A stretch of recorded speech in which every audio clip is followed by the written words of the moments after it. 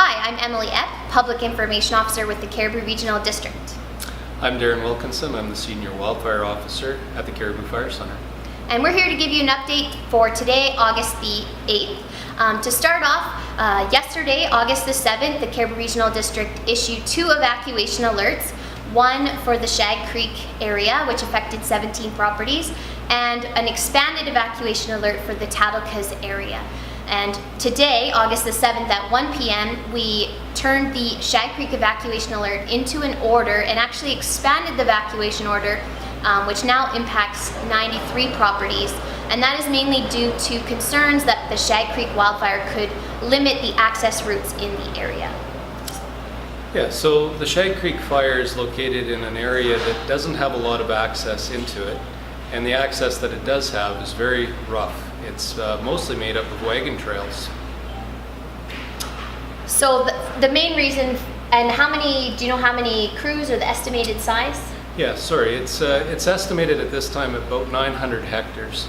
A couple days ago it was 20 hectares, and we did have crew on it. However, the wind picked up and it started spotting a long distance away.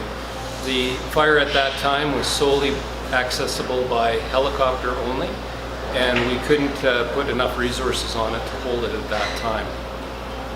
So these are the main reasons for the evacuation alert in that area? Absolutely. And Darren, can you also just give us a general sense of some of the other wildfires that might be visible or of note in the Cariboo? Sure. As of here this afternoon, there's been several fires that have taken off fairly close to Highway 97 corridor. One of the ones coming up from the south would be close to 70 Mile House. There's a fire that's located off to the east of 70 Mile House. It's actually located right against the Elephant Hill fire from last year. This fire is estimated about 25 hectares in size.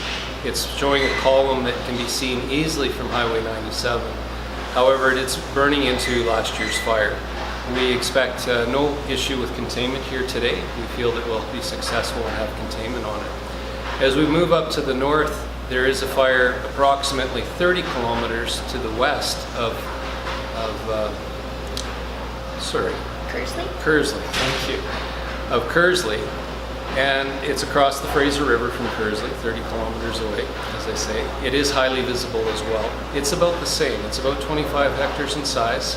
We anticipate we're going to have containment on it here today, utilizing heavy equipment. As far as it goes, those are the 2 most visible fires. We do have a host of other fires located generally in the 100-mile area that are a lot further off, not nearly as accessible, and they range in size from spot to 10 hectares. And do you have an update for us also just on the Horsefly Lake fire? Yes, the Horsefly Lake fire is contained to 90%. There's 10% that isn't contained, and that's due to it being on very difficult terrain, inaccessible to heavy equipment. Ground crews have been mobilizing in here for the last 2 days, and we're optimistic that we're going to have full containment on that fire. But as it goes right now, it's looking really good. Great. And can you give us just a sense of the weather and the outlook over the next couple of days? Yeah, so the weather outlook isn't really that great or promising for wildfires.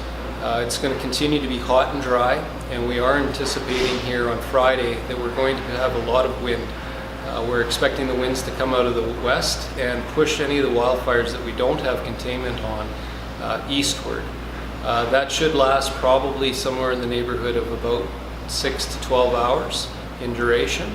After that, we are anticipating the temperatures to drop a bit.